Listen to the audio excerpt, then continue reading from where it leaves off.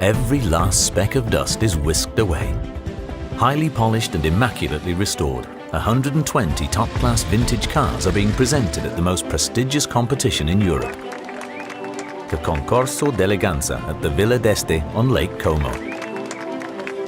Hundreds of classic car enthusiasts and an expert jury to present the awards to the best cars in the 9 different vehicle classes.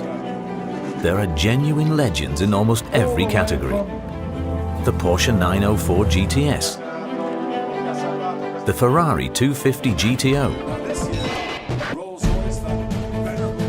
for the 110th anniversary of Rolls-Royce, a 1908 Silver Ghost, or the Jaguar XK120, each looking to win in their own particular category. But there's one early casualty. A 1922 Hispaniola Suiza refuses to start. Its owner, Alexander Schaufler, sits in despair behind the wheel.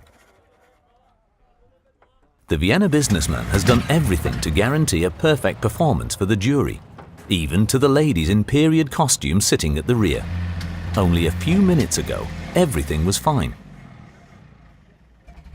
The car runs sensationally. It's unbelievably light, almost 700 kilos lighter than the Phantom 1, and backed up by outstanding technology. The car will easily do 140–150 kilometers per hour.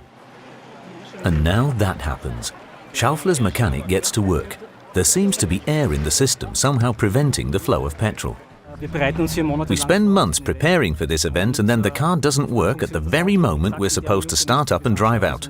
It's always worked up to now. We did a 200-kilometer trial run in Austria. As more and more cars start, Alexander Schaufler desperately tries to get help on his mobile phone. Most people here at the start know exactly how the man from Vienna feels at this moment. That's a shame, very sad. It's just bad luck, but it's happened to me too. It's part and parcel of this business. You've just got to live with it. Bernhard Knöchlein has entered his BMW 328 in the C category, the 1930s.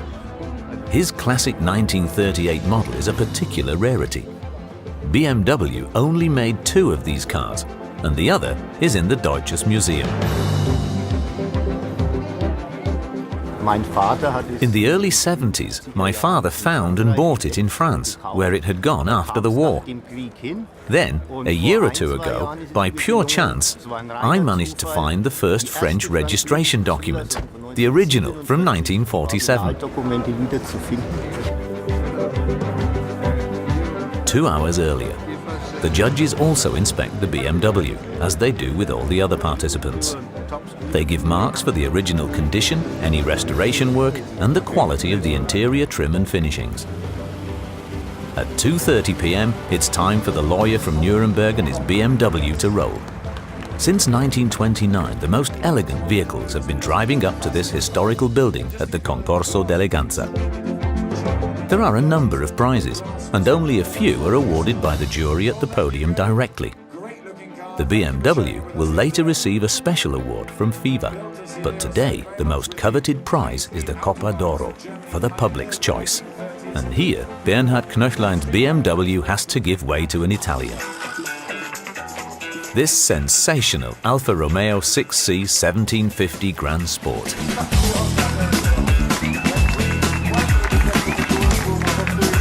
The 1937 Roadster makes the most of home advantage, and the largely Italian crowd votes it the 2014 winner.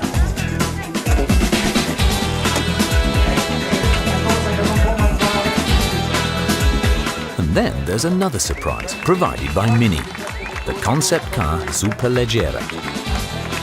This is intended to show the direction Mini could be heading in future, a stylish roadster driven by electric power.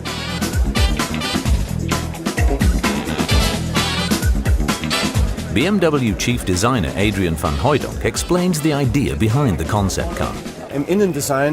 For this car's interior design, we really have allowed ourselves to be inspired by the original Mini, and there wasn't really much in there apart from a steering wheel and a speedometer dial. And if you look at the design here, it's very sparse, and the instrument dial is now a touchscreen display. Of course, that's the technology of today and tomorrow. And how is Alexander Schaufler coping with the starting problems of his 1922 Hispaniola Suiza? Well, they've finally been solved, and the man from Vienna is belatedly allowed onto the Concorso. And is successful. He is declared the winner of the Trofeo Röckel for the best overall appearance of car and driver. So for him, there's a happy end after all.